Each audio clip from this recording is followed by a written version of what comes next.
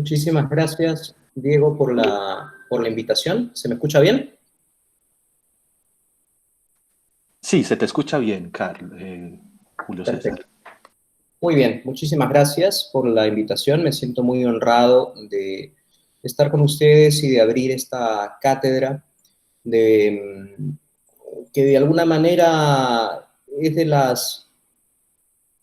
los pocos espacios en América Latina que impulsan de manera explícita el vínculo que tanto nos ocupa, que tanto nos interesa entre la educación y la comunicación, más particularmente los medios de la comunicación.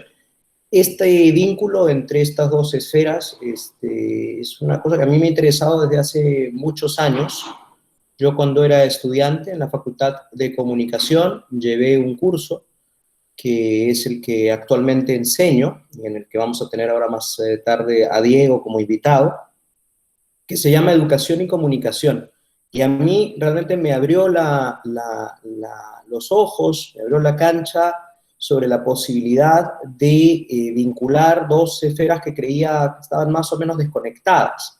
Solamente cuando se habla de los medios de comunicación, incluso hasta hoy, o las teorías de comunicación que uno revisa, están muy enfocadas en determinar efectos, influencias, impactos, cuando existe toda una lógica y una epistemología vinculada a las mediaciones, que por supuesto lideran personajes como Jesús Martín Barbero, y que nos han demostrado precisamente la potencia educativa de los medios de comunicación. Y en ese sentido nos sigue pareciendo extraño, o me sigue pareciendo extraño, que no existan más cátedras de este tipo, más eventos de este tipo, y que más bien nos hayamos dejado seducir, extasiar por esta lógica de lo digital que entró, ¿no es cierto?, con mucha fuerza y de la que se habla desde un punto de vista excesivamente instrumental, desde mi perspectiva.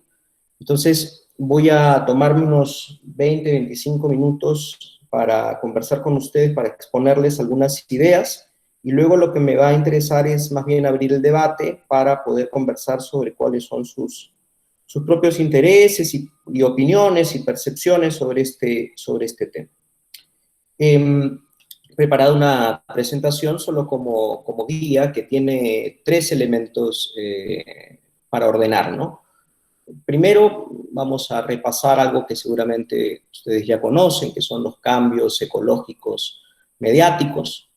Luego quiero proponer el asunto de cómo integrar los medios, si integrarlos en su estado salvaje o domesticarlos, un poco jugando con las palabras, y también jugando con las metáforas que nos plantea la teoría de la ecología de los medios, a la que ahora me voy a referir. Y finalmente comentaré un par de experiencias muy concretas vinculadas al uso de medios de comunicación en el aula, ¿sí? Entonces, para empezar, ya ustedes me dirán si quieren interrumpir por el chat o preguntar o lo que fuera, lo podemos ir haciendo en el camino o si no esperamos a la conversación posterior, porque lo que no quiero es repetir ni redundar en ideas que seguramente ya conocen. Pero sí me parece importante abrir la conversación exponiendo, ¿no?, una base teórica de lo que trabajo, de lo que trabajamos muchos de nosotros, en esta vinculación entre educación y medios, y que creo no es del todo extendida y tampoco no es del todo entendida. Me refiero en particular a esta idea que plantean teóricos como Neil Postman o Marshall McLuhan sobre el papel de los medios de comunicación en la sociedad y de las tecnologías en la sociedad. Entonces decía Postman que si dejamos caer una gota de tintura roja en un recipiente con agua, se disuelve en todo el líquido, coloreando cada una de las moléculas. Lo mismo sucede cuando un medio de comunicación o cuando una tecnología ingresa en la sociedad. Tiñe todo. ¿no? Este teñir todo significa que inaugura una serie de prácticas, genera una serie de problemas, nos ofrece una serie de retos que desde la educación también deberíamos atender, porque es imposible pensar una sociedad al margen de los medios de comunicación. Una primera idea que supongo compartimos todos es que vivimos profundamente mediatizados, es decir, atravesados por medios de comunicación. Y a veces los entendemos poco. En ese sentido, este es un llamado de atención a todos los que educamos, todos los que trabajamos en la formación, para mirar un poquito con otros ojos esto de los medios y no solo quedarnos en el fetiche del dispositivo, ¿no? Que es uno de los elementos centrales de las publicaciones digamos, que se empiezan a reconocer a partir de los años 90, que se maravillan con la tecnología, cuando en realidad la tecnología siempre ha estado presente en el aula, no siempre la tecnología eléctrica o digital, claramente, pero la tecnología y la educación siempre han ido de la mano, lo que no significa que hayan guardado una correlación siempre favorable. Por el contrario, mi hipótesis de trabajo es que siempre la educación ha mirado los medios de comunicación como elementos perniciosos, sospechosos, menores, desaprovechando toda una oportunidad que creo que deberíamos aprovechar. Creo que ustedes están aquí llevando esta licenciatura, estudiando estos fenómenos precisamente para romper con ese paradigma de pensar en el medio de comunicación solo como un instrumento. En esa línea, Carlos Scolari, que tiene un texto muy bonito sobre la ecología de los medios, precisamente, que reúne una serie de capítulos de expertos, dice que la metáfora ecológica de los medios se puede sintetizar en una idea básica. Las tecnologías generan ambientes que afectan a los sujetos que las utilizan. Y en esa línea, digamos que la dimensión ambiental y la dimensión intermedial son las dos formas como usualmente nos aproximamos al tema de los medios.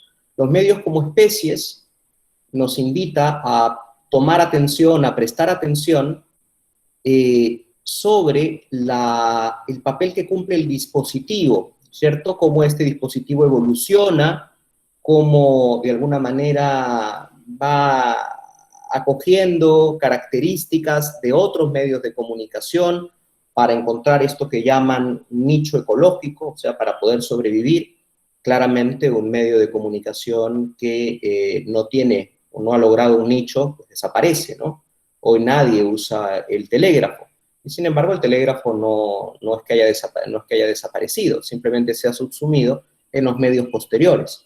Hoy el teléfono móvil, el teléfono celular, es también o incluye también al telégrafo y a otra serie de tecnologías que se han ido creando a partir de eso. Entonces, pensar en los medios como seres vivos que van evolucionando es una manera de pensar las cosas. Pero otra también tiene que ver con los ambientes que generan esos medios de comunicación. Y aquí es donde me gustaría detenerme, porque siento que mucha de la reflexión que hacemos desde el ámbito educativo sobre los medios está de alguna manera detenida, anclada en la idea de la dimensión intermedial, es decir, en pensar solo el medio como especie y no de pensar el medio como ambiente. Porque todavía, digamos, estamos un poco atrasados en las propuestas que combinan o que invitan a combinar el uso de medios de comunicación en el aula de manera mucho más orgánica, de manera mucho más natural. Siempre que aparece un medio, que se incluye un medio, se mira como un bicho extraño, ¿no? Como un elemento que no pertenece a ese ecosistema. Cuando el medio de comunicación, ya lo hemos dicho, está totalmente atravesando esa ecología. En ese sentido, si pensamos en todo lo nuevo que el ecosistema de medios de comunicación nos provee, pues podemos pensar en cosas como, por ejemplo, los memes. Los memes no son una cuestión menor, son una síntesis súper importante, súper interesante, que combina una serie de capacidades o de competencias que lamentablemente no están siendo valoradas e incorporadas en el espacio educativo formal. Entonces, los memes son un ejemplo de aquello que se plantea como algo gracioso, ¿cierto? Pero que no reviste mayor rigurosidad ni mayor interés académico. Quienes venimos del campo de la comunicación tenemos una perspectiva totalmente distinta. Sabemos que los memes son objetos de estudio muy valiosos precisamente por su capacidad de sintetizar una serie de saberes, de prácticas, de rutinas, de intereses y de capacidades. En la misma línea, vemos fenómenos como los mashups o como los remixes, donde personas que tienen desde 5 o 6 años y que empiezan a acceder de manera más intensiva a los medios de comunicación digitales, pueden hacer cosas que para personas de generaciones anteriores resultan hasta mágicas, digamos, ¿no? Todavía el profesor o muchos profesores se obnubilan, se sorprenden con las capacidades que encuentran en los estudiantes cuando, por ejemplo, se les pide hacer un video. Y ¿dónde aprenden los estudiantes a hacer un video, a editarlo, a producirlo? Aprenden un poco por imitación, por ensayo y error, y porque hoy existen una serie de dispositivos que facilitan mucho ese proceso. El problema allí, uno de los problemas, tiene que ver con que no conocemos el medio de comunicación de forma adecuada. Saber cómo funciona, cómo se manipula un medio de comunicación, no significa que tengamos una mirada crítica sobre ese medio de comunicación. A mí me llama mucho la atención, pero positivamente, que este nuevo documental que ha sacado Netflix, que seguramente lo han visto y que además es curioso que lo haya sacado Netflix, ¿no? Que se llama The Social Dilemma, o el dilema de las redes sociales. Mucha gente que lo ha visto precisamente se asusta, ¿no? Y dice, hay que cerrar las redes sociales, estamos siendo vigilados. Bueno, enhorabuena, digamos, que este tipo de documentales nos empiecen a abrir los ojos, sobre todo lo que está detrás, porque los medios de comunicación terminan siendo cajas negras, ¿no? Son muy opacas. Y al no saber cómo funcionan, entonces esto nos genera una sensación de incapacidad frente a ellas y nos imposibilita el hecho de apropiarnos del medio, que es la finalidad, ¿no? que deberíamos procurar. Cómo una persona, como un estudiante puede apropiarse del medio y aprovecharlo educativamente. Entonces ahí está el rol del docente. Por allí están compartiendo José Santiago un artículo sobre el uso de memes, ¿no? El meme, más que el uso del meme como práctica, expresión y manifestación artística, lo voy a descargar ahora porque me parece muy interesante. Pero ahí hay una oportunidad perdida. Fíjense que hace unos un par de años seguramente, no sé si lo recuerdan, apareció una noticia que siempre la vuelven a resucitar, ¿no? Una noticia que tiene que ver con el uso de memes en una clase de literatura. Una profesora, en este caso chilena, según recuerdo, como muchos profesores y profesoras en el mundo, estoy seguro que son muy creativos y hacen este tipo de cosas, pues le pidió a sus estudiantes que lean un libro y en lugar de hacer la típica ficha de análisis del libro, donde se nos pregunta quién es el protagonista, el antagonista y tal, les pidió hacer un meme, ¿no? A mí lo que me interesa de este caso es la reacción de las personas frente al meme. No faltaron quienes digan, pero qué terrible, estamos degradando, ¿no? La cultura, ahora un libro se puede sintetizar en un meme, sin saber todas las capacidades que están puestas, ¿no es cierto?, en juego cuando uno crea un producto cultural de este tipo. Entonces, todo esto que está pasando en ese nuevo, entre comillas, ecosistema, muchas veces lo perdemos de vista y no lo atraemos, porque no es el caso de ustedes, que estudian precisamente esto, pero en la mayoría de casos de las facultades de educación o de pedagogía, de ciencias de la educación, el abordaje de los medios de comunicación suele ser un abordaje, de nuevo, puramente instrumental. Entonces, los profesores se forman con clases para aprender a utilizar un software particular, un hardware particular, una aplicación, un dispositivo, pero eso lo que genera finalmente es una relación muy dependiente del software y del hardware. No tiene nada que ver con una formación más bien para la incertidumbre, porque no sabemos qué nuevo hardware y qué nuevo software va a aparecer, y por lo tanto qué nuevos ambientes van a crear esas tecnologías que empiezan a ingresar a la sociedad y por lo tanto a la escuela, ¿no? Que no puede escaparse, por supuesto, de esa perspectiva. Entonces, cuando yo miré esta tesis de hace algunos años, una tesis doctoral publicada en la Universidad de Columbia, que se llama Unflattening, de la que sacaron un libro posterior, la publicaron como libro, es una tesis hecha en formato de cómic, ¿no? No es que tenga algunas historietas o algunos dibujitos para graficar o para ilustrar, es toda la tesis hecha en un formato de cómic.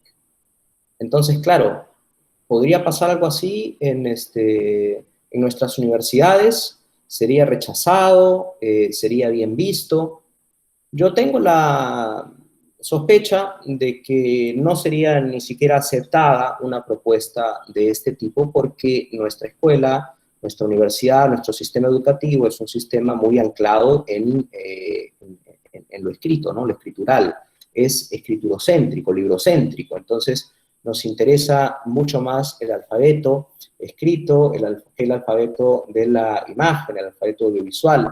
Y en esa línea es importante recordar, algo que seguramente ustedes ya conocen, que desde fines de los 70 la UNESCO promueve toda una línea que denomina alfabetización mediática y que nos invita a incorporar estos otros códigos y lenguajes también como parte de nuestra formación. Entonces, en esta línea participé junto con muchos otros investigadores en un proyecto que fue bastante grande con fondos de la Comisión Europea que se llamó Alfabetismo Transmedia, ¿no? Yo justo estaba estudiando el doctorado y como parte de la dinámica doctoral nos pedían a los becarios que participáramos, ¿no? De los proyectos de investigación. Entonces fue muy divertido porque tuvimos varias sesiones luego de que hicieran la investigación de campo. Yo no participé en la investigación de campo, pero se nos pidió hacer una serie de fichas didácticas, de sesiones de aprendizaje a partir de las capacidades que en este proyecto se habían detectado, capacidades que las niñas y los niños desarrollaban de manera informal, por fuera de la escuela. Y este rollo de lo formal y lo informal es precisamente una contradicción conceptual que creo debemos superar para avanzar en la línea de incorporar los medios de comunicación, sus lenguajes, sus códigos, como elementos importantes que tienen el mismo rigor, que tienen, digamos, la misma potencia que las competencias escritas, las capacidades lingüísticas o comunicativas tradicionales. Entonces, si no lo han hecho, los invito a mirar esta página web, ahí está, transmedialiteracy.org, donde podrán descargar los resultados de esta investigación que estuvo dirigida por el profesor Carlos Scolari y que identificó nuevamente una serie de capacidades bien interesantes que se estaban desarrollando por fuera de la escuela y por lo tanto desaprovechando en la escuela. Entonces, ¿qué hacer como profesores para hacer lo que ustedes hacen? O sea, lo que ustedes estudian es precisamente esto, ¿no? Es esta comprensión mucho más ecológica, mucho más naturalista del medio de comunicación y no tanto como un instrumento que produce una práctica que nada tiene que ver con lo escolar. Dicho esto, porque me importaba plantear un marco teórico de partida, entonces, a partir de esta lógica ecosistémica, ecológica del medio de comunicación, de pensar el medio de comunicación como ambiente, es que invito a preguntarnos sobre cuál es el nivel de domesticación del medio de comunicación para integrarlo al aula. Es decir, cuando muchos profesores queremos identificar alguna aplicación, alguna tecnología que nos permita hacer algo, pues primero, antes de traerla al aula, por supuesto, la miramos y luego la convertimos en un ejercicio particular, ¿no?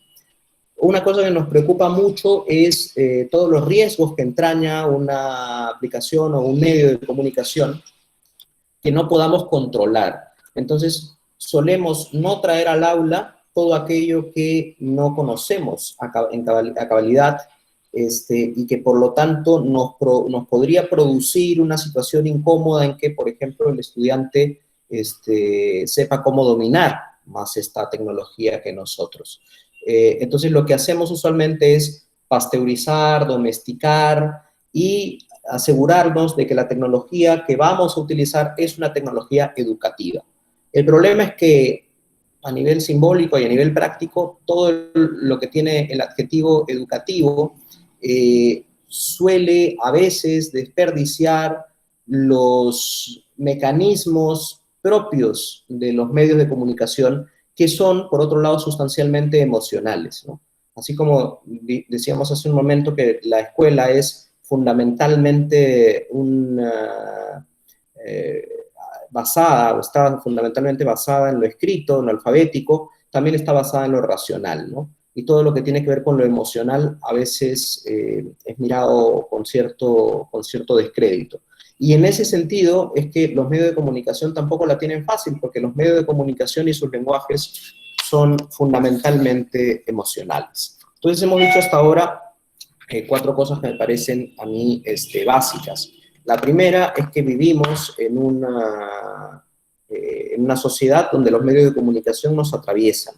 La segunda, que el aprendizaje no tiene mucho sentido dividirlo entre el formal, el informal, el no formal, porque finalmente es aprendizaje social. Ocurre en cualquier momento, ocurre en cualquier lugar.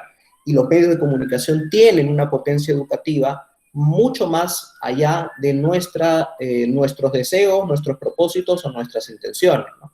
Una vez estuve en un debate donde se discutía precisamente sobre el sentido o la finalidad educativa de la televisión. Y yo decía, en realidad es inútil hablar de si la televisión tiene o debe tener una finalidad educativa. La televisión tiene una consecuencia educativa, independientemente de sus intereses o de sus propósitos. Es decir, todo educa, ¿no? Y en esa línea, si no logramos aprovechar esa educación denominada informal y traerla y recuperarla, entonces lo que estamos generando son sistemas paralelos que al final creo que nos van a jugar un poquito en contra.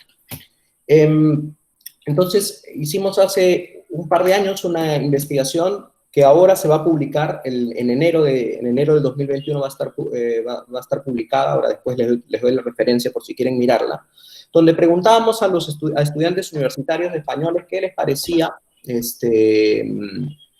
usar redes sociales en clases, ¿no? Qué sentían de los profesores que usaban tecnologías, y entre otras tecnologías, medios y redes sociales, y he recuperado cuatro quotes, 4 citas que aparecieron dichas por ellos y por ellas, por los estudiantes con los que conversamos, que me parecen bien interesantes para abrir la discusión posterior, ¿no? Alguien dice, por ejemplo, pareciera que los profesores han de ser modernos.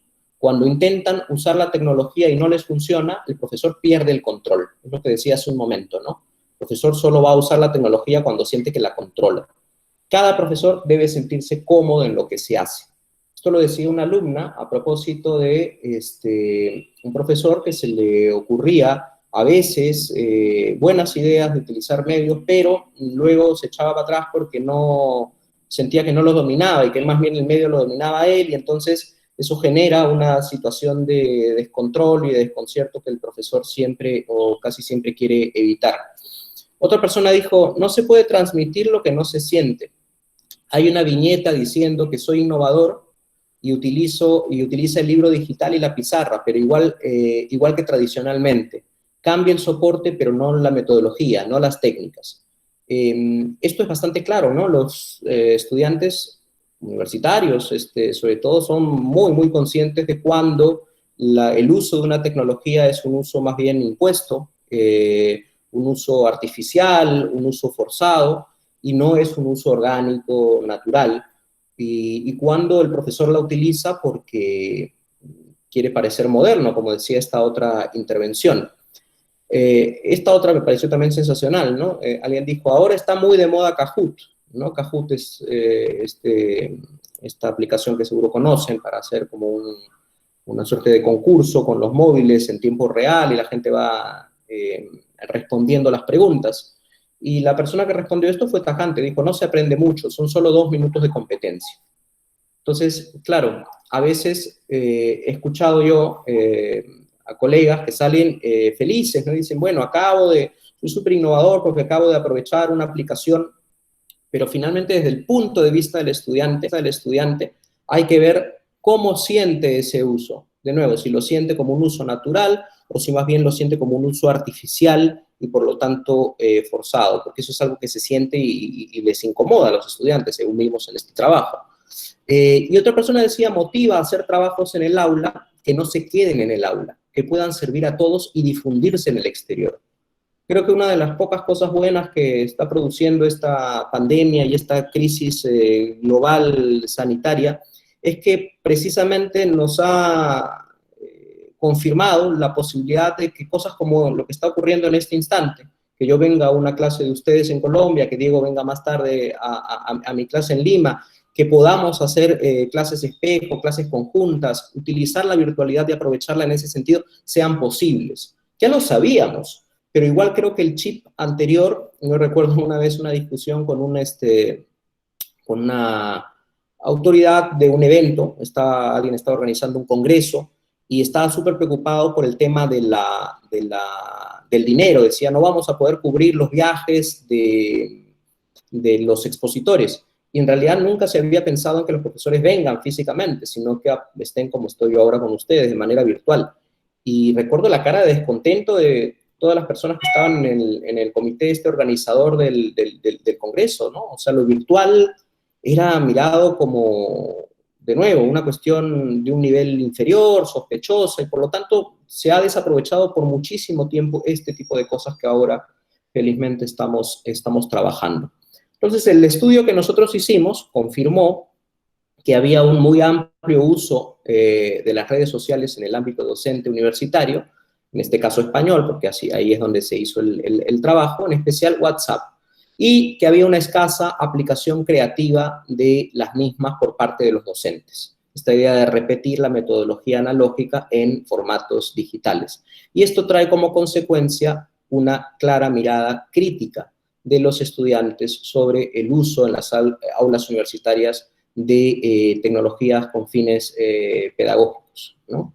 De nuevo, si el docente no se siente cómodo, le es mucho más difícil arriesgar, ¿no? Porque el riesgo además está bastante mal visto en nuestros contextos. Y como conclusión final, apuntábamos que es significativo ver cómo se desprende de los resultados que los alumnos consideran que es mejor no utilizar tecnología si su aplicación no es la adecuada, es decir, con una finalidad creativa, apelando a las dinámicas mediáticas de entornos transmedia en los que se desenvuelven fuera de los centros educativos. Incluso recuerdo en un grupo focal que unas alumnas medio que se burlaban o se reían de un profesor, les parecía muy tierno porque trataba de usar unos PowerPoints con unos GIFs y unos personajes que saltaban, y para el profesor esa era una presentación súper espectacular, estaba siendo súper innovador, y claro, la chica finalmente lo que estaban burlando del profe, ¿no? Porque decían, esto es igual de aburrido o más aburrido que lo anterior.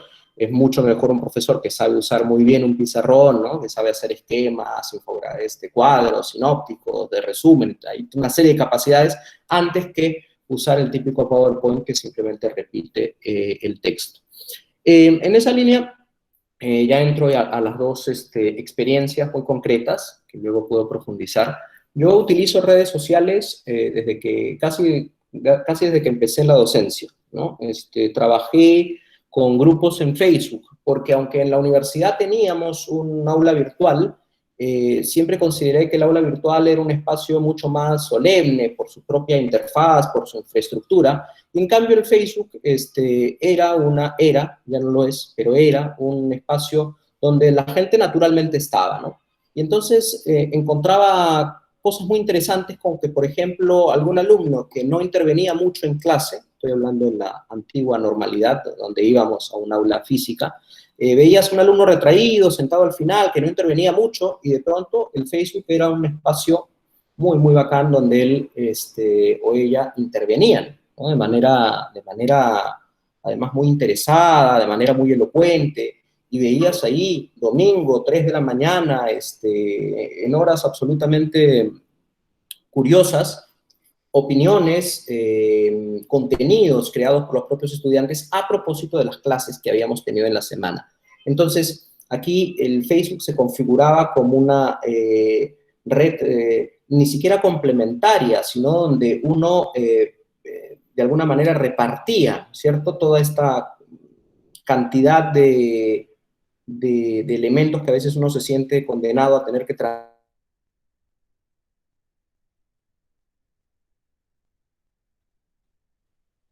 Y resultaba súper grato para el resto de sus compañeras y compañeros discutir a propósito de esa excusa. Y luego lo que hacíamos era empezar las clases haciendo alusión a la discusión que se había creado en este foro virtual. Luego empezaron a aparecer una serie de políticas de las universidades que prohibían, por temas vinculados con el acoso o los riesgos en general digitales, el uso de redes sociales o de tecnologías no oficializadas, ¿no? Que no eran del campus, que no eran parte de los servicios digitales ofrecidos por la universidad. Y yo creo que ahí se perdió mucho esto. Pero ahora, de alguna forma, lo hemos vuelto a recuperar en este espacio de emergencia, y creo que pinta muy bien, aunque ahora me he llevado por la sorpresa de que ya el Facebook no lo utiliza nadie. De hecho, la mitad de mis estudiantes me dicen, hemos tenido que crear una cuenta para poder participar del ejercicio. Entonces, algo que llegó a ser interesante y novedoso hace 10 años, ahora resulta que no lo es. Entonces, claro, ya hay que estar mirando en qué nueva plataforma, en qué nueva red social hay que estar, ¿no? No hay que estar porque, de nuevo, sea una imposición, sino porque resulta natural para ellos estar. No me veo, por supuesto, todavía haciendo clases en TikTok, ni, qué sé yo, creando algún tipo de coreografía y bailando para el divertimento de ellos en una red como Instagram, por ejemplo. No me veo en esas instancias, pero sí creo que tengo que darme tiempo y darnos tiempo para precisamente explorar qué posibilidades hay respecto de esto.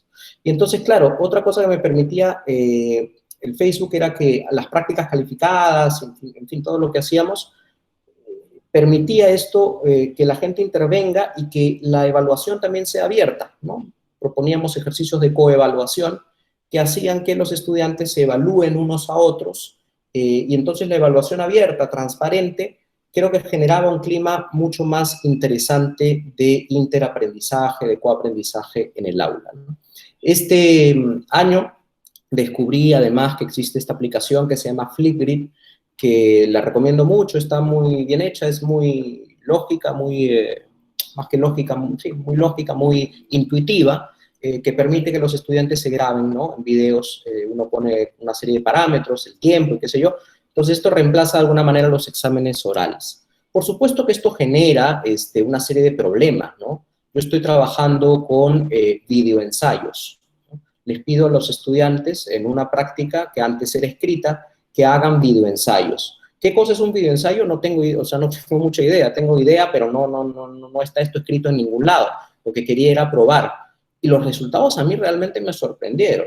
Cuando uno convoca todas estas capacidades aprendidas de forma informal, ¿no es cierto? O sea, por fuera de la universidad, por fuera del colegio, y les pide que produzcan o que creen contenidos siendo creativos, esto al estudiante lo motiva muchísimo más, pero al mismo tiempo lo pone muy nervioso. No sé si pasa allí lo mismo que pasa aquí, pero aquí la nota es un condicionante, ¿no? La evaluación sumativa es cuántos puntos va a tener, con qué criterios se va a evaluar. Eso condiciona mucho el grado de libertad con el que a veces nos gustaría movernos, ¿no? Para experimentar precisamente, porque yo al plantear un videoensayo no tengo idea ni qué cosa van a entregar. O sea, tengo idea voy adelantando algunos criterios que vamos construyendo de manera colectiva con ellos, pero al final yo no sé cuáles van a ser los resultados. Y lo peor que puede pasar es que el resultado sea un desastre, como alguna vez ha pasado con algún ejercicio que he propuesto, y no pasa nada, pues simplemente se deshace y se vuelve a plantear. El semestre pasado, además de los videoensayos, se me ocurrió pedirles que hagan podcast. Ojo, sin darnos tiempo en la clase, demasiado tiempo para explorar qué cosa era un podcast.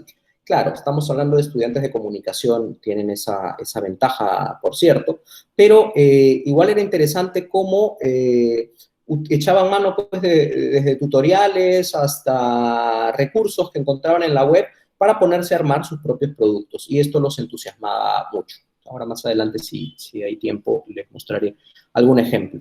Y la otra práctica que quería apuntar, porque de nuevo, aquí no estoy ni siquiera enseñando buenas prácticas, estoy simplemente compartiendo cosas que hago, que involucran medios de comunicación, que seguramente ustedes también hacen, para luego conversar sobre un poco cuáles debieran ser los resguardos que como docentes debemos tener a la hora de plantear este tipo de ejercicios, cómo crear, por ejemplo, cómo evaluar, ¿no?, en este tipo de formatos, que es uno de los grandes problemas. Muchos profesores con los que trabajo, profesores de escuela sobre todo, dicen, a mí me encantaría un video, el problema es que no tengo pues esta formación en lenguaje audiovisual. Entonces, claro, al final voy a evaluar diciendo, ¿está bonito o no está bonito? Sí, está bonito, tiene unas cosas que saltan y unas letras que aparecen y una música de fondo. Pero si yo no sé qué cosa es un ángulo, qué cosa es un plano, si yo no domino o no tengo una noción básica del código audiovisual, difícilmente voy a poder plantear criterios de evaluación. Entonces, lo último que quería comentar con ustedes es esto, ¿no? Cuando hablamos de la televisión, yo creo que estamos hablando o de cualquier medio, pero en particular la televisión, que es a la que voy a referir, estamos hablando de un medio que está totalmente subutilizado, ¿no? Joan Ferrés decía precisamente en su libro Las pantallas y el cerebro emocional, donde explora un poco desde la neurociencia qué está pasando con la conexión sensorial entre el usuario de un medio de comunicación y los medios. Decía, a lo largo de los siglos, la cultura occidental ha ignorado o marginado, cuando no despreciado o condenado, las emociones, considerándolas interferencias, elementos perturbadores, entorpecedores del adecuado funcionamiento de la maquinaria de la razón. Y creo que es uno de los elementos que ha permitido o que ha impedido desarrollar con mayor facilidad, con mayor soltura, integrar los medios de comunicación al aula. Creo que es uno de los grandes problemas, que ya no están ni siquiera a nivel de acceso a los medios, que es otro problema en nuestros países, ¿no? La brecha digital, la brecha tecnológica, pero ya ni siquiera está ahí. La brecha es más cognitiva, está en nuestras propias cabezas, cuando a la hora de concebir la educación no la concebimos como algo que puede ser desafiante, emocional. Entonces, claro, yo leí este libro de Mark Rowland, que es un libro de divulgación muy, muy fácil de leer, que se llama Todo lo que sé lo aprendí de la tele. Y me pareció muy bacán porque esto lo leí, estoy hablando del año 2007, me parece, 2008. Y yo en ese momento estaba pasando por una etapa personal un poco complicada, y las series de televisión empezaron a significar para mí un punto de escape fascinante. Y reconocía que aprendía viendo esas series una cantidad de cosas súper interesantes. Veía, por ejemplo, una serie que se llama West Wing, y aprendí en ese momento, creo que bastante bien, cómo funciona el sistema electoral norteamericano, el sistema político, la relación entre, en fin, los poderes del Estado. Pero lo que quiero decir con esto es que no lo aprendí solo viendo la tele o solo mirando esta serie, sino que en mi caso, como soy una persona muy curiosa, me interesaba buscar por mis propios medios y contrastar cómo es que estaban expresados estos elementos en la ficción, a ver qué tanto de ficticio tenían y qué tanto de real. Entonces, este match, esta relación entre lo que uno ve en la televisión, que tiene contenidos muy creativos, más la motivación, en este caso era intrínseca, pero podría ser planteada por el propio profesor, creo que pueden generar un elemento muy, muy importante de potenciar los aprendizajes. En este libro que editó Giancarlo Capello, que se llama Una ficción desbordada, un colega de la universidad, decía, la correlación y trasvase que existe entre la realidad y la pantalla hacen que las ficciones televisivas puedan operar en cierta medida como lo hicieron en sus contextos el Gesta Romanorum o la novela picaresca o el Bildungsroman, es decir, como mecanismos de pedagogía social incluso sin propósito evidente.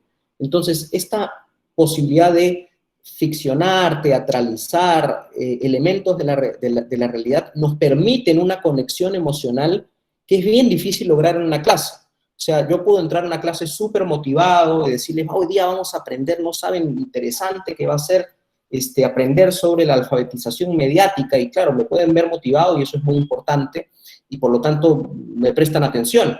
Pero si yo generara una situación ficticia, o utilizara algún tipo de recurso en este sentido, quizá lo que podría generar es un enganche mucho más fácil, de manera que luego la teoría o los conceptos que proponga en clase sean teorías y conceptos que los chicos o las chicas quieran aprender precisamente para descubrir o para entender, ¿no es cierto? Precisamente para entender qué cosa es lo que está pasando allí. Entonces, ustedes han visto que hay libros de Los Simpson y filosofía, de Breaking Bad y ciencia, Lost, en fin, hay una cantidad de libros que exploran académicamente las series, pero no solo desde el punto de vista del análisis semiótico, del análisis de contenido, no, que los utilizan las series y la televisión como una excusa para desencadenar aprendizajes. Entonces a mí me llamaron de una universidad y me propusieron dictar un curso de maestría que se llamaba Cultura Digital y Aprendizaje Abierto. Entonces yo miré el plan de estudios, el pensum, el sílabo, no sé cómo le digan ahí, y vi que los temas eran súper interesantes, pero yo en ese momento justo estaba mirando la serie Black Mirror. Y dije, oye, pero todo lo que están proponiendo aquí se ve en la serie Black Mirror. Entonces les propuse a las personas que me llamaron utilizar Black Mirror como texto del curso, pero no como texto, digamos, para ilustrar, ¿no? Porque usualmente lo que uno hace es dar su clase muy racional y muy rigurosa, y luego dice, bueno, y les recomiendo que miren algo por allí. No, aquí la lógica era totalmente distinta. La tarea era ver capítulos de la serie, ¿no es cierto? Entonces, claro, ya desde allí, desde que uno dejaba como tarea ver un capítulo de una serie, ya cambiaba un poco la perspectiva con la percepción, ¿no? Con la que te miraban los estudiantes. Y luego generábamos un vínculo entre lo que la trama o lo que la ficción televisiva proponía y lo que íbamos nosotros desarrollando como conceptos del curso. Entonces, los conceptos del curso y la teoría ya no iban primero, iban después. O sea, primero estaba el enganche emocional, porque ya estaban siguiendo la serie y estaban muy interesados en la serie, y luego la teoría y los conceptos entraban más bien como facilitadores, como desencadenadores.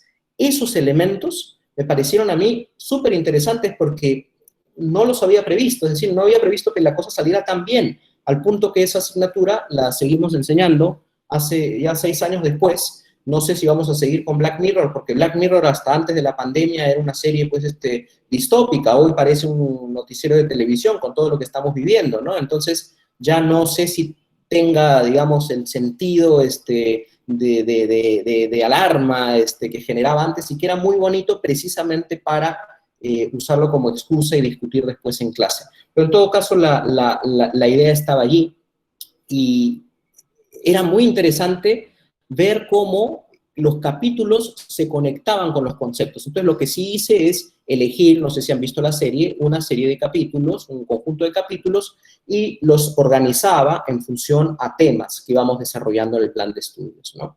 Y allí, como les digo, las teorías y los conceptos eran la llave para abrir, para entender mejor eso que acabábamos de mirar en la pantalla y que nos había parecido tan interesante, tan no solo divertido, porque Black Mirror es una serie fuerte, tan desgarradora en algunos casos, pero ya el solo hecho de que haya una conexión emocional entre lo propuesto por la serie y lo que hacíamos en clase, creo que desencadenaba aprendizajes mucho más significativos, mucho más ricos. Yo después les voy a proponer una serie de referencias, porque este caso sí lo he sistematizado y he publicado algo al respecto, por si quieren mirar ya en detalle cómo es que funcionaba el ejercicio en concreto. Pero, de nuevo, estos son ejercicios que claramente se pueden hacer con cualquier serie, ¿no? El método intertextual de hacer dialogar a un autor de un libro, un artículo, un paper, un capítulo, una tesis, con una película o con una serie, o con lo que está pasando allá afuera, es fascinante, es fascinante. O sea, yo aquí estoy planteando una cuestión que existe, pero que no está, digamos, sobre la mesa, ¿no? Usualmente este tipo de experiencias y este tipo de prácticas son consideradas disruptivas. Entonces, un poco mi lógica es cómo hacer para migrar de esta disrupción y normalizar y naturalizar la inclusión de elementos que no son educativos en el aula y hacerlo con mucha más naturalidad. Sobre eso podríamos discutir ahora. Entonces, al final, cuando les preguntaba a los estudiantes qué les parecía pues, el curso, todo el mundo decía, si el siguiente ciclo, el siguiente semestre, decidieras cambiar la serie y poner un texto, evidentemente el resultado sería, no sería el mismo.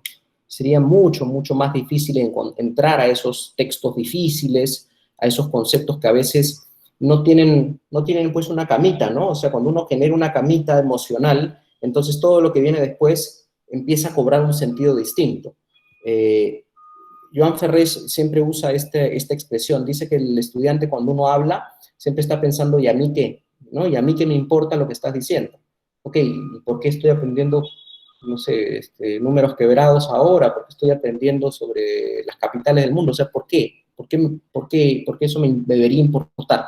Entonces, claro, dice él, la conexión emocional es siempre lo que debe preceder, ¿cierto? Lo que viene después. Bueno, pues los medios de comunicación y los contenidos de estos medios pueden anticiparnos, ayudarnos, facilitar esa conexión emocional y yo personalmente lo he demostrado con este ejercicio. Entonces, con esto lo que he hecho es abrir una serie de temas sobre los que ahora me gustaría discutir con ustedes. Después le comparto a Diego la presentación que tiene una serie de enlaces a textos que pueden ser útiles, pero me gustaría abrir un poquito la discusión. He visto que ya han ido poniendo algunas preguntas, así que no sé, Diego, cómo propongas la dinámica posterior, si te parece que las vaya leyendo, las vamos contestando, o qué cosa funcionará mejor. Tú mandas, Julio, como quieras. Bueno, a ver, entonces voy leyendo.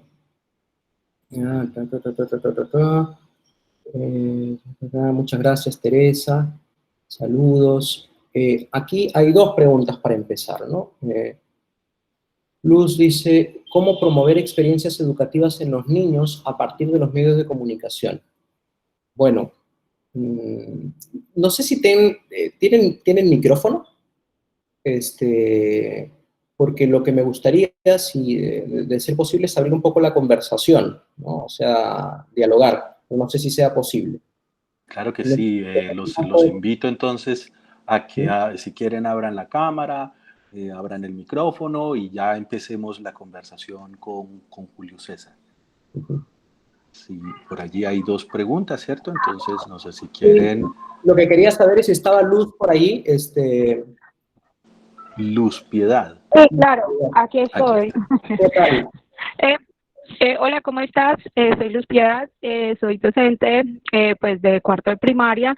Me parece muy interesante lo que tú hablas acerca de cómo a partir de los memes pues se puede hacer toda una cultura, digamos, como del significado, como es como ese diálogo que hoy en día se están estableciendo a través de los jóvenes, ¿cierto? Y cómo los jóvenes a partir de ellos generan todo un nuevo mundo como de significados y estas cosas. Quería saber cómo puedo yo promover experiencias educativas en mis niños. Por ejemplo, tú ahorita hablabas de una serie donde pues hiciste más o menos como un ejercicio pedagógico fundamentado en esta serie y me parecería, digamos, como muy chévere que, por ejemplo, yo te pongo algo muy de lo cotidiano. Yo soy mamá, tengo una niña de 4 años Y es muy común en las mamás decir, no dejo que mi hija vea Pepa porque es que Pepa es una mala influencia, porque Pepa es no sé qué, no sé cuánta. Resulta que eso lo dicen porque alguien en algún momento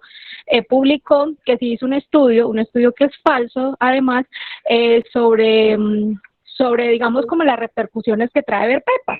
Cierto, pero si tú te sientas a ver Pepa, yo soy licenciada en educación, me puse a ver, digamos, Pepa, y yo decía, pero es que Pepa es la típica niña de 4 años, ¿cierto? Yo la tengo, de hecho, que lo único que busca es llamar la atención, ser tenida en cuenta, hacer pataletas, ¿cierto? Que se cree más que los demás, pero pues es típico de un niño de esa edad, ¿cierto? Que dice, yo soy más grande, yo soy más esto. Entonces, digamos, ¿qué tipo de ejercicio podría yo hacer con mis alumnos a partir de los medios que me pueda servir y hacer ese ejercicio pedagógico en vista pues de que, digamos, hablamos ahorita también de la brecha digital, que de alguna manera pues hace parte, por ejemplo, yo tengo 24 alumnos, de los cuales solo 5 tienen wifi en su casa, el resto trabajan con datos, pero sí sería muy bueno poder hacer ese ejercicio pedagógico a través de, digamos, de la tele, ¿cierto? ¿Cómo podríamos hacerlo? Bueno, ya más o menos en tu intervención has delineado un ejercicio muy bonito, ¿no? Efectivamente, un análisis de algunos capítulos de Pepa preseleccionados por ti que estén vinculados a algún tema interesante, podrían servir. Ahora, siempre que trabajemos con medios de comunicación, lo importante es también ofrecer algo de educación mediática, en el sentido que los medios, como sabemos, tienen una serie de códigos, entonces utilizan ángulos, planos, personajes para construir una serie de narrativas y para producir ciertos efectos de sentido. Entonces, algo que deberíamos hacer también en el trabajo con los medios de comunicación es aprovechar como excusa ese tipo de experiencias para ir generando información, para ir formando, ¿no es cierto?, la televidencia. Así como el gusto se va formando, el gusto de las comidas, por ejemplo, se va sofisticando, ¿no? Cuando uno es niño a veces rechaza una serie de sabores que luego ya de más adulto empieza a disfrutar. Lo mismo pasa con los medios de comunicación. A veces depende mucho del tipo de referentes que he consumido en una primera edad para luego saber o para definir qué cosa es lo que me gusta y qué cosa no me gusta. Entonces, aprovechar el utilizar un dibujo animado, sobre el que hay muchos estudios de muchos tipos, y hay muchos tipos de dibujos animados, además muy distintos, con temáticas muy distintas.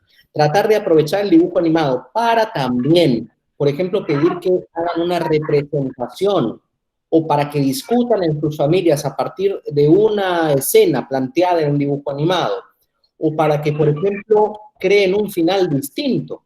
O sea, utilizar el medio de comunicación, en este caso el contenido de un programa infantil, solamente como un desencadenador de preguntas posteriores. Ahí en realidad la técnica ancestral de la mayéutica es fundamental, ¿no? O sea, llegar al conocimiento a partir de las preguntas. Entonces, hacer una muy bonita guía de preguntas que los padres y madres de familia puedan utilizar también para el diálogo con sus hijos, me parecería una experiencia genial. Efectivamente, habría que ver primero, cuando se trabaja con medios, primero hay que ver a qué medios acceden. O sea, porque ya me estás planteando aquí de partida que no todo el mundo accede a Wi-Fi, entonces hay que ver si es posible trabajar con datos o si eso va a hacer que consuman todos los datos de la familia. Pero si acaso fuera posible trabajar con clips pequeños que tú puedas preseleccionar y aprovechar para diseñar una sesión de aprendizaje específica, creo que eso podría funcionar bastante bien. De hecho, una de las cosas que más podemos disfrutar ahora son blogs, páginas web de profesores como ustedes, como nosotros, que empiezan a compartir esas experiencias. Entonces, estas experiencias están allí. O sea, esto que he hablado yo, lo hago yo y lo hacen 3 millones de personas más, muchas de las cuales aprovechan para sistematizar la experiencia y para proponerla. Entonces ya incluso desde algunas organizaciones que trabajan temas de literacidad audiovisual o competencia mediática, empiezan a desarrollar, en caso chileno, por ejemplo, te puedo pasar después, hay una guía muy bonita de cómo trabajar con dibujos animados sin niños, ¿no? y enseñándoles de nuevo cómo funcionan los medios, o sea, aprovechar cómo es que funciona el medio de comunicación y pedirles ese nivel de análisis y reflexión de manera, digamos, sutil, me parece importante, ¿no? No repetir la misma historia de ver un pedacito de una escena y plantearles una serie de preguntas, sino tratar de innovar en el sentido de producir nuevas respuestas, actuar, representar, usar el teatro, por ejemplo, ahí sería súper interesante. He visto varias experiencias en ese sentido. Así que creo que te va a interesar ese documento, lo voy a apuntar para pasártelo después. Es un documento que se hizo creo que desde el Consejo de Televisión, Consejo Nacional de Televisión en Chile. Ahora después te lo puedo pasar. Ok, muchas gracias. No, tenemos también una pregunta de Jimena Castaño Sánchez. Si Jimena quiere abrir la cámara y el micrófono, adelante. Si no, si quieres, podemos también leer la pregunta. Sí. ¿Aló? ¿Me oye? Hola, Jimena, sí, te escuchamos. Sí, un momento.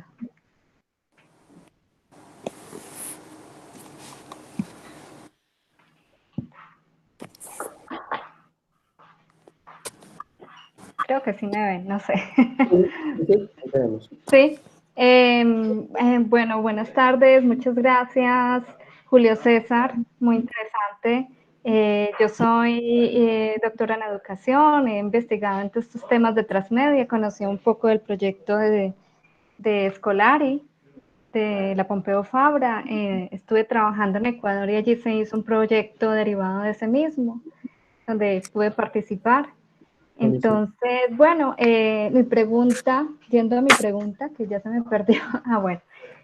Bueno, me ha interesado un poco todo el tema de los edutubers y estos conceptos que están saliendo ahora de edutuber y de Studygrammer. Creo que salió un artículo en la revista Comunicar sobre esto, que es bueno, todo esto está evolucionando y de alguna forma, pues, los jóvenes sobre todo están aprendiendo, como decías, se aprende de una forma social y te aprende por todos los medios. Entonces, de alguna forma, como hay influencers o influenciadores del marketing digital, pues también lo está haciendo en la educación, también lo está haciendo por medio del canal YouTube, que es el más, cierto, digamos que es el más consumido, a pesar de que tiene todo el tema monetizado.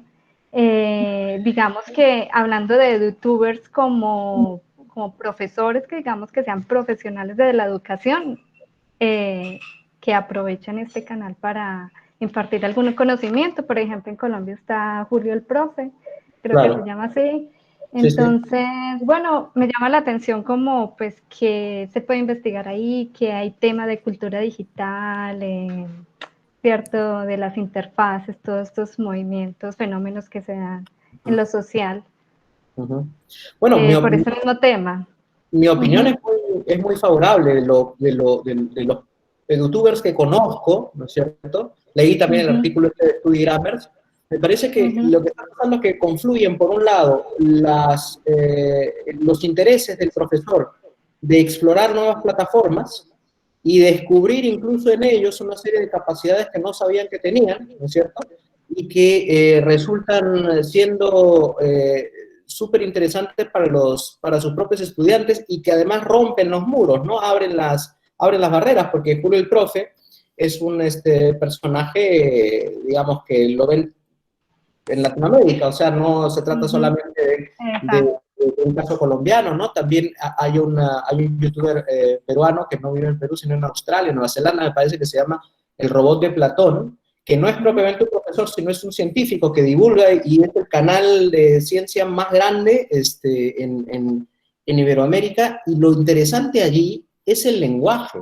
O sea, cómo estas personas han aprendido, en algunos casos de manera profesional, pero en la mayoría de casos de manera intuitiva, a dialogar con la cámara, cómo han aprendido sobre la duración, por ejemplo, de sus videos, cuánto deben durar.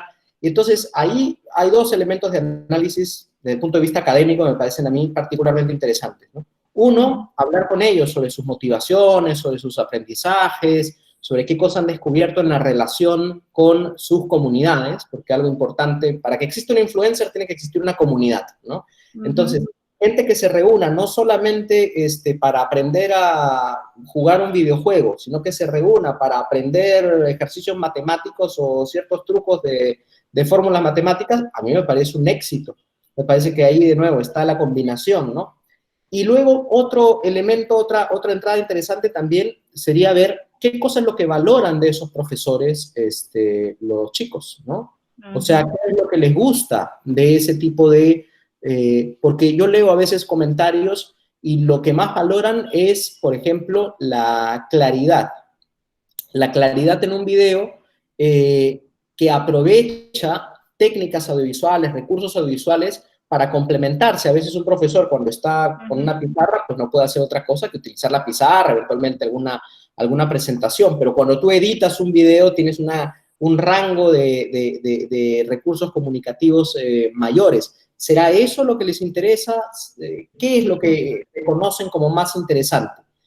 Y creo que lo que no puede pasar o lo que no debería pasar es que todos tratemos de emular precisamente a los youtubers o a los studigrammers. Es decir, creo que hay espacio para todos, pero dentro del ecosistema de aprendizaje deberíamos empezar a incorporar este tipo de contenido.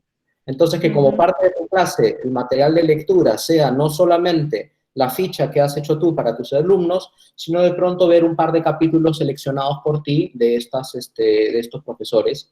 Sería súper interesante, ¿no? Entonces, creo que por ahí va el tema. Muchas gracias, sí. No, sería buenísimo investigar de hecho hay investigaciones, acabo de leer una esa es otra cosa, estoy apuntando todo lo que me estoy comprometiendo, la guía esta chilena para el uso de dibujos de TV infantil en clase, y luego otra, esta es una tesis doctoral de la Universidad de La Plata en Argentina, que leí, que estudiaban precisamente el tema de youtubers, específicamente. Gracias, sí. Ahí me después sirve también. Muy bien, Graciela Domingo, tú hiciste un comentario, si quieres agregar algo, ampliarlo o leerlo, adelante. No, no sé si me escuchan, sí, ¿no?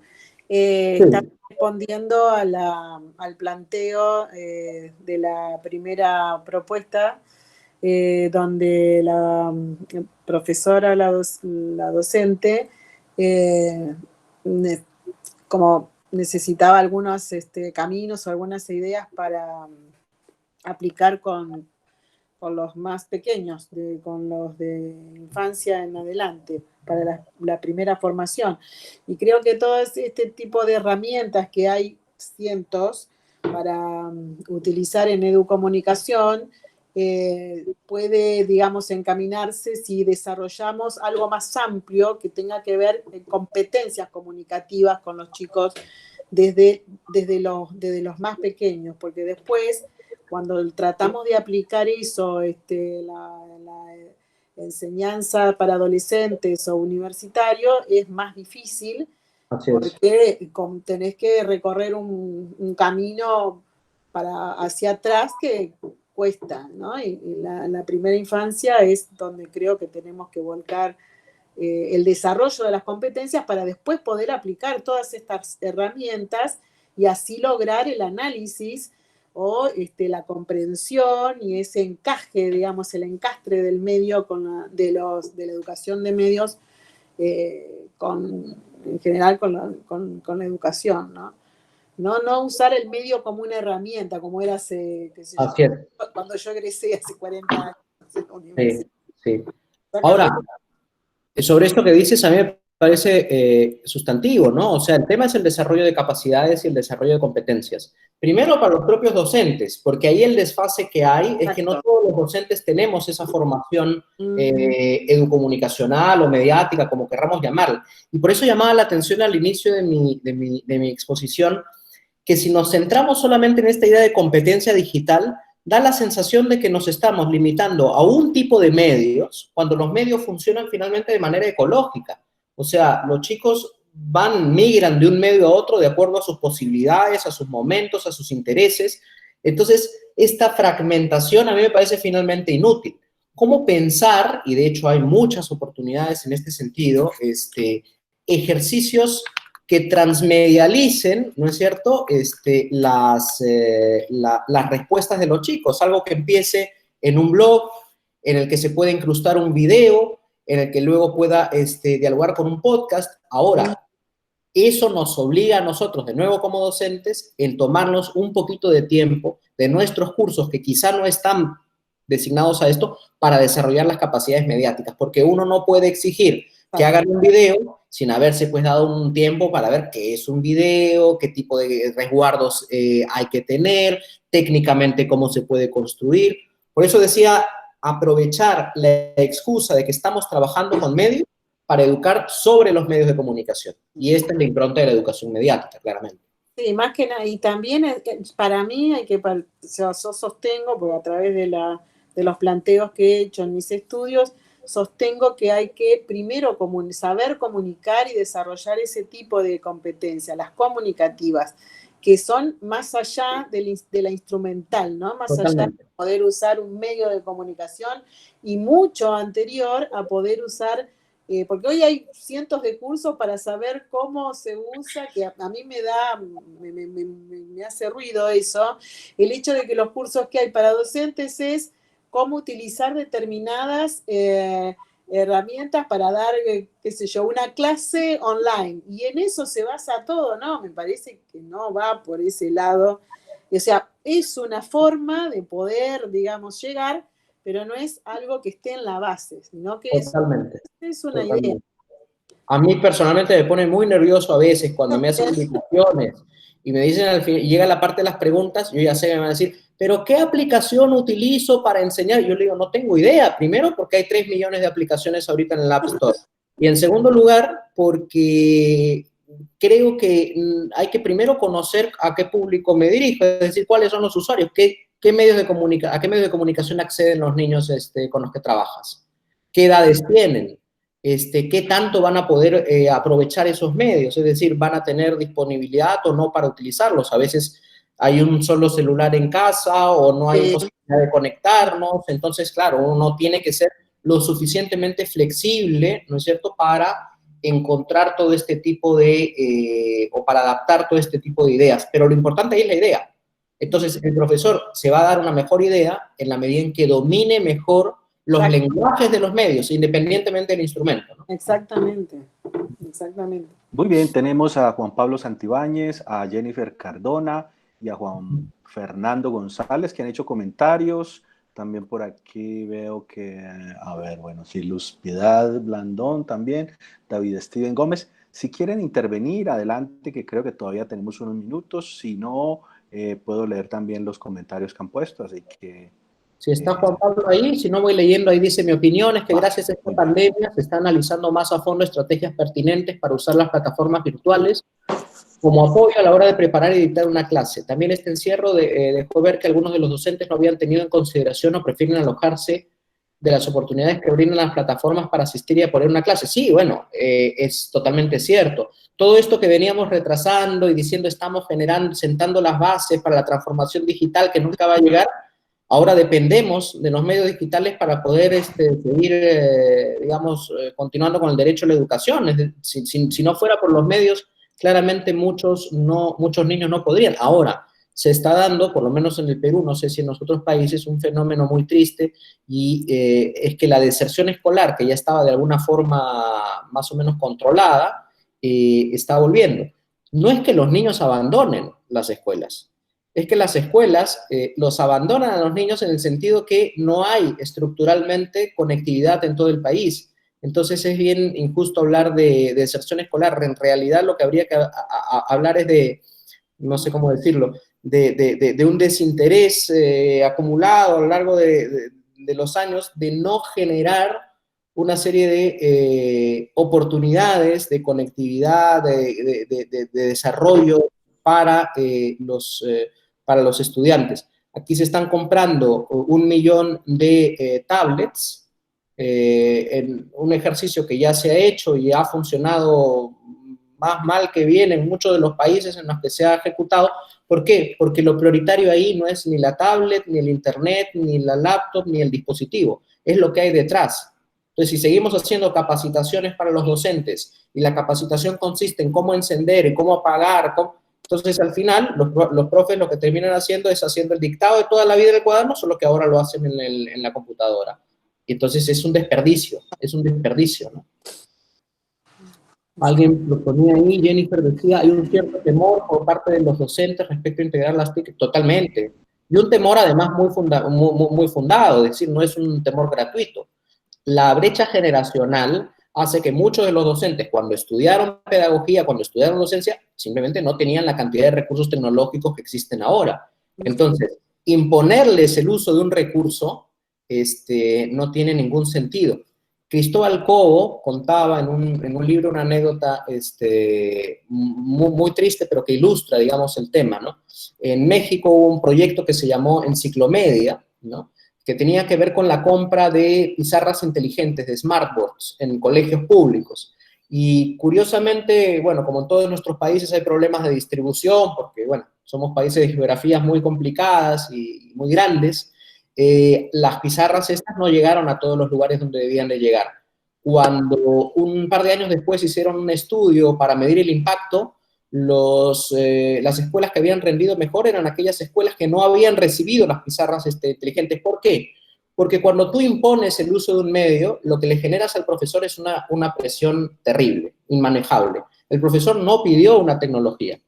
Le estás obligando a utilizar una tecnología que no sabe cómo funciona, ni sabe qué cosa le va a procurar. Entonces, lo que tiene que estar antes de la tecnología es precisamente este diagnóstico, esta pedagogía, esta fase de ideación y de diseño.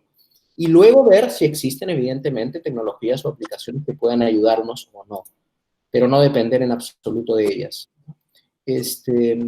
Luego dicen por allí, muy importante, la apreciación, la pandemia permitió, efectivamente sí, esto nos ha abierto a una discusión bien interesante, que yo creo que hay que aprovechar el momento también, no sé si coinciden conmigo, para discutir qué de lo que tenemos ahora, que no es propiamente educación virtual, sino que es educación remota de emergencia, o sea, hemos tratado de capear una emergencia, esto no estaba bien pensado y diseñado desde el inicio, sino que nos vimos en una situación en que ya no podíamos ir a las aulas físicas y nos preguntamos, ¿qué tenemos a mano? Bueno, algunos tienen radio, entonces vamos a trabajar con las radios comunitarias, televisión, con lo que tengamos a mano. Ahora, ¿qué va a pasar después? Si hay un después, si hay un mundo post-pandemia, esta nueva normalidad, ¿qué cosa va a implicar en términos de seguir produciendo contenido educativo? Aquí en el Perú, por ejemplo, había durante los 70s y 80s un instituto de teleeducación que producía muy bonito contenido educativo. Eso se dejó de hacer en los 90 porque se pensó que era, pues, eso estaba superado, que era solamente para los pobres, que no podían ir a las escuelas. Y qué sé yo. Esta situación actual que nos demuestra que el ecosistema educativo tiene que tener un sistema permanente de creación de contenidos educativos en todas las plataformas, ¿no? Y ahí hay ejemplos fantásticos, incluso en nuestra región, ¿no? Proyectos que producen contenidos muy, muy ricos y que sería interesante aprovechar. Pero esa es una discusión que tenemos que hacer ahora y tenemos que presionar también para que se haga, ¿no? Porque esto ya es una cuestión no de iniciativa de un profesor, sino un tema de políticas públicas. Cómo generamos un sistema integrado, articulado, donde los medios de comunicación, del que los medios de comunicación sean parte, ¿no? Luego por allí David dice, respecto a los sectores y alumnos que desafortunadamente no tienen posibilidad de usar el internet, ¿qué pensaría de retomar un proyecto como Radio Sutatensa o algo similar? Ahí sí me ayudas, Diego, porque no conozco el proyecto. Sí, Julio, con gusto. Radio Sutatensa fue una experiencia de los años 40 en Colombia, sobre todo en el sector rural, que se hizo desde la perspectiva de la comunicación para el desarrollo. Entonces, un sacerdote católico distribuía radios gratuitas a los campesinos y lo complementaba con unas cartillas para desarrollar todo un proceso de alfabetización, sobre todo la alfabetización lectoescritural y a través del bachillerato por radio. De Ese acuerdo. proyecto duró mucho tiempo, se extendió por gran parte del país. Hoy en día existe Radio Sutatensa, pero más desde, digamos, desde la radio comunitaria, la radio comercial, pero el proyecto está ahí. Ahora, lo que tú comentabas, Julio, también la pandemia catalizó unas circunstancias, y es que la UNESCO ha detectado en sus informes que la televisión y la radio están llegando hoy en día a los rincones del planeta donde no llega internet. Entonces, Así digamos, es. volvimos a la radio educativa y a la televisión educativa. Así es. Pero lo que no debería pasar es retroceder al paradigma de teleeducación como se conocía antes, ¿no es cierto? Que era solo transmisión de conocimientos. Entonces recordarán que muchos de estos programas era un profesor, no necesariamente muy elocuente ni muy divertido, hablando con una pizarra, replicando lo que pasa en un aula de clases. Eso, de alguna manera, hay que migrarlo hacia el paradigma más bien del eduentretenimiento, aprovechando los lenguajes emocionales de los medios para producir recursos mucho más ricos, que dialoguen con las prácticas más actuales, ¿no? Aprovechar, para decirlo en simple, la espectacularidad del medio y no utilizarlo solamente como un espacio de transmisión. Muy bien, si les parece vamos cerrando. Si hay alguna otra pregunta, aprovechemos este momento. Si no, yo quiero agradecerle no solo a Julio César su generosidad, su elocuencia, toda la preparación que ha hecho de este material a través de las diapositivas, y recoger en unos minutos tanto conocimiento y tantos elementos y referentes valiosísimos y además de mucha actualidad, sino también agradecerle la presencia a los docentes, a las profesoras, a las maestras, a quienes nos acompañan de Barcelona, de Portugal, de Uruguay, de Argentina, de Brasil, de Medellín, aquí en Colombia, la gente también de otras licenciaturas y de otras áreas de la formación docente. Este ha sido un encuentro muy bonito y muy importante, muy significativo, entre otras cosas, porque creo que hay un proyecto aquí muy grande que nos une, y es todo lo que tiene que ver con los medios de comunicación, las TIC en la educación, para la educación. Y en síntesis, pues Julio ha tocado varios temas aquí interesantes, el hecho de superar el fetiche del dispositivo, que claro, seguramente muchos querremos tener el más bonito, el más versátil, el más, digamos, con mayores opciones de utilidades y tal, pero que no es suficiente con eso, ¿cierto? Y entonces ha centrado gran parte de su charla en el enfoque ecológico, en la noción digamos, holística, total de los medios de comunicación y del sistema educativo también. El tema de la tecnología que siempre ha ido de la mano de la educación, y ahí me hiciste acordar de las palabras de Walter Ong, ese amigo entrañable de tantos proyectos con Marshall McLuhan, cuando titula o subtitula mejor el libro Oralidad y Escritura, Tecnologías de la Palabra, para decir que el lenguaje es la primera tecnología con la que el ser humano transforma su mundo. También nos mostró algunos avances, algunos asuntos interesantísimos de una investigación que ha realizado con Carlos Escolari y otros colegas suyos alrededor de los medios como ambientes y los medios como especies, ¿cierto? De una perspectiva, si se quiere, darwinista un poco, evolutiva también, y sigue siendo ecológica, por supuesto.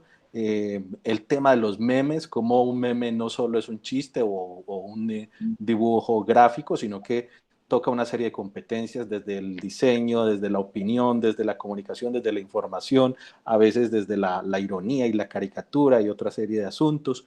Los remixes, ¿cierto? También esa generación de remixes, de remix, de mezcladores, de diferentes formatos, géneros e intencionalidades a través de los medios. Todo el asunto de lo formal y lo informal, digamos, la fragmentación que existe en el mundo y que no debería, ¿cierto? Porque finalmente el ser humano es algo mucho más complejo y completo de lo que a veces pareciera. El adjetivo de lo educativo, que también suele desperdiciar los mecanismos de los medios, que son digamos, sustancialmente emocionales. Ahí nos recordó también los textos y las investigaciones de Joan Ferrés alrededor de las pantallas y el cerebro emocional, y que efectivamente exigen una complementación de la escuela basada en lo alfabético y en lo racional, pero no centrado únicamente en eso, ¿cierto? También hay una serie de ideas aquí que tomé nota de ellas, alrededor de los modos y las modas, ¿cierto?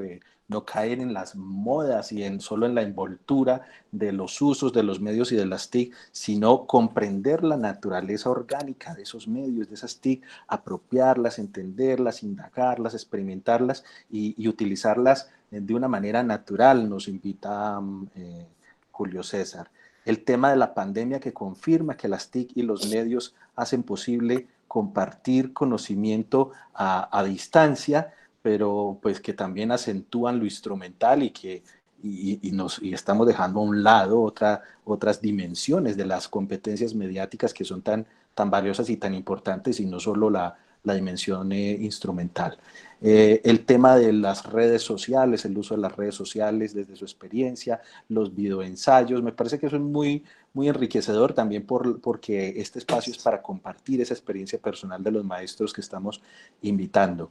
El asunto de conocer el medio para usarlo y para evaluarlo, ¿cierto? No trasladar mecánicamente del tablero o del libro de texto o del cuaderno la información a las pantallas, sino en realidad hacerlo con una intencionalidad muy clara y muy definida. Y bueno, y hay una serie de asuntos aquí que tocó y que, digamos, su conversación giró en torno a ello. Seguramente ustedes seleccionaron otras ideas valiosísimas también, pero digamos, dentro del resumen que yo quería hacerles acá, traté de condensar estas ideas y quiero invitarlos para que el próximo viernes a las 8 horas de Colombia nos acompañen con el profesor Rodrigo Matos de Souza, que es doctor en educación y es de la Universidad de Brasil. Él nos va a hablar de su experiencia y de su conocimiento acerca de todo lo que implica Paulo Freire en la educación mediática. Así que les va a seguir llegando a quienes se han inscrito los enlaces de Meet. Vamos a ir poco a poco enviando la información. Luego tendremos a otros invitados, no solo de otros países, sino también de Colombia, a egresados nuestros que también podrán compartir con ustedes esta experiencia. Así que, Julio César, pues si quieres, haces el cierre de la cátedra por el día de hoy. Muchísimas gracias. Me parece que tu resumen ha sido excesivamente generoso porque has mencionado una serie de temas que a mí me han permitido ordenar también. Si he de decir la mitad de las cosas que dijiste, entonces creo que sirvió de mucho esta conversación. Ahí les he dejado un par de enlaces para seguir en contacto, ¿no? Porque lo que tiene que pasar luego de estas conversaciones es que precisamente se inicien proyectos colaborativos, ¿no? Conjuntos. Entonces, a mí también me encantaría conocer todos los proyectos que vienen desarrollando ustedes y de pronto, no sé, generar algún tipo de plataforma latinoamericana de todas las personas que vamos interesadas en estos temas de educación y comunicación. Eso me parece a mí fundamental. Muchísimas gracias a todos y todas por su atención. Julio, muchas gracias de nuevo y pues refuerzo esa invitación que hace Julio a que nos unamos y a que hagamos cosas en conjunto. Lo que sigamos compartiendo, que me envíen los invitados, lo enviaré a los correos. Este video lo vamos a subir a nuestro canal de YouTube y también se los vamos a enviar a todos, porque esa es la idea. La idea es un aula sin muros y aprovechar también esta circunstancia coyuntural de la crisis sanitaria para ayudar a catalizar nuestra perspectiva total, holística, ecológica de los medios y de las TIC que pensamos muchos de nosotros y compartimos. Creo que esta idea es necesario seguir promoviendo y es el momento para aprovechar, para hacer cosas que hace mucho tiempo estábamos por hacer. Así que muchas gracias a todos, a las personas que preguntaron, que hicieron comentarios. Aquí nos están poniendo también unos comentarios en el chat. Y muchas gracias a todos. Invito a los estudiantes de práctica observacional a que salgan de esta sala y se pasen a la otra que tenemos para continuar allí nuestra clase, y luego ya con Julio me veré a las 5 más o menos, y los estudiantes de la Facultad de Comunicación de la Universidad de Lima, con quienes hemos organizado esta serie de conversaciones, gracias también a la Universidad Tecnológica de Pereira, a la Facultad de Ciencias de la Educación, a la Escuela de Español y Comunicación Audiovisual y a la Licenciatura en Tecnología con énfasis en Comunicación Informática Educativa. A todos muchas gracias y que tengan una feliz tarde. Hasta luego.